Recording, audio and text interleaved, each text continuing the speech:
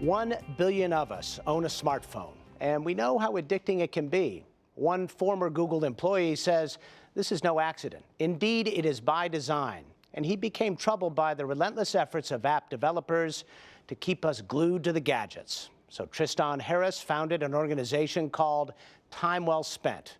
He's asking the tech industry to bring what he calls ethical design to its products. So the goal is to keep us on our devices longer. Why?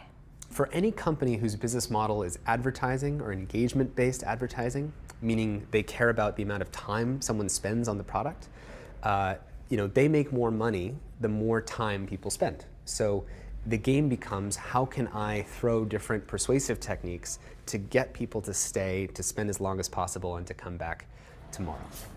Have you ever been in a moment where you're sitting there and you just start using your phone to do something productive? Maybe you're in the back of a car, in a taxi, or you're on public transportation. Your phone is always giving you a way to spend time that can be more productive, more entertaining, or more stimulating than reality. I often say that this puts a new choice on life's menu that's sweeter than reality. And so we're turning to it more and more often. We check our phones about 150 times a day. And what are the costs of that sort of constant interaction with technology, both on an individual level and as a society? Well, I think each of us have to tune in for our own experience. I mean, what does it feel like when we check our phones 150 times a day? Or what does it feel like if we've been scrolling and had our face down and not breathing very much when we're scrolling for, say, 20 minutes? I mean, how do we feel on the inside? How do you feel on the inside? I feel like I don't feel very good after that. I feel like my anxiety goes up. I feel more concerned about what I'm missing out on, who I haven't gotten back to. With his organization, Time Well Spent, Harris is urging peers in the tech world to have new conversations about the best interests of consumers. We need to change the incentive. I mean, I think so long as the business model of technology companies is advertising, we are going to have a problem.